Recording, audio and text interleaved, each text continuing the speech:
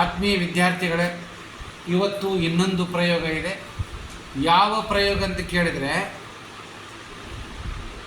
ಪ್ರತ್ಯಾಮ್ಲಗಳು ಆಮ್ಲಗಳೊಂದಿಗೆ ವರ್ತಿಸಿದಾಗ ಏನೆಲ್ಲ ಪ್ರಕ್ರಿಯೆ ಆಗುತ್ತೆ.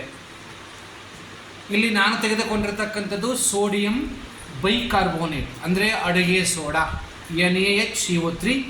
ಇದನ್ನು ಪ್ರಣಾಳದಲ್ಲಿ ತಗೋತೀನಿ. ಈ ಪ್ರಣಾಳಕ್ಕೆ ಸೋಡಿಯಂ ಬೈಕಾರ್ಬೋನೇಟನ್ನು ಹಾಕ್ತಾ ಇದ್ದೀನಿ. ಓಕೆ. ಆಮೇಲೆ ಇಲ್ಲಿ ಒಂದು ರಬ್ಬರ್ ಬಿರಡೆ ಇದೆ. ಈ ರಬ್ಬರ್ ಬಿರಡೆಯನ್ನು ಇದಕ್ಕೆ ಫಿಕ್ಸ್ ಮಾಡ್ತಾ ಇದ್ದೀನಿ. ಈಗ ಇದರಲ್ಲಿ ಏನಂತಂದರೆ ಸುಣ್ಣದ ತಿಳಿ ನೀರಿದೆ.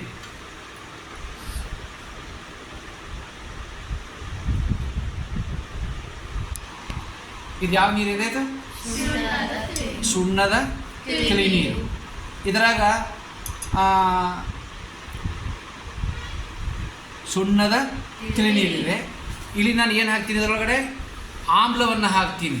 ಹೈಡ್ರೋಕ್ಲೋರಿಕ್ ಆಮ್ಲ ಹಾಕಿದಾಗ ಪ್ರತ್ಯಾಮ್ಲವಾದಂತಹ ಸೋಡಿಯಂ ಬೈಕಾರ್ಬೋನೇಟ ಮತ್ತು ಹೈಡ್ರೋಕ್ಲೋರಿಕ್ ಆಮ್ಲಗಳು ಪರಸ್ಪರ ವರ್ತಿಸಿ 3 ಉತ್ಪನ್ನ ಕೊಡುತ್ತೆ. ಅದರಲ್ಲಿ ಒಂದು ಸೋಡಿಯಂ ಕ್ಲೋರೈಡ್ ಅಂದರೆ ಉಪ್ಪು, ಇನ್ನೊಂದು ನೀರು ಬಿಡುಗಡೆ ಆಗುತ್ತೆ, H2O ಬಿಡುಗಡೆ ಆಗುತ್ತೆ.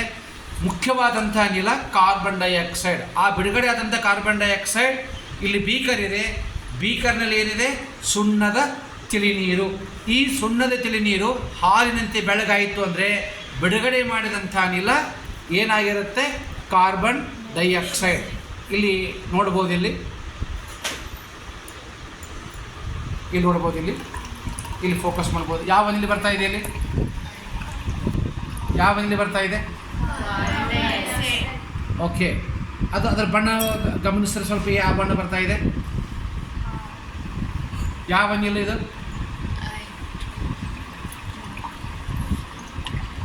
ಬಿಡುಗಡೆಯಾಗುವ ಅನಿಲ ಯಾವುದು? ಓಕೆ. ಅದರ ಬಣ್ಣ ಬದಲಾಗ್ತಾ ಇದೆಯಾ? ಯಾವ ಬಣ್ಣ ಬಂತು? ಹಾಲಿನಂತೆ ಬೆಳಗಾಯಿತು. ನಾವು ಯಾವ ಅನಿಲವನ್ನು ಪರೀಕ್ಷೆ ಮಾಡಿದ್ದೇವೆ? ಇಲ್ಲಿ ಕಾರ್ಬನ್ ಡೈಆಕ್ಸೈಡ್ ಅನಿಲವನ್ನು ಪರೀಕ್ಷೆ ಮಾಡಿದ್ದೇವೆ. ಧನ್ಯವಾದಗಳು.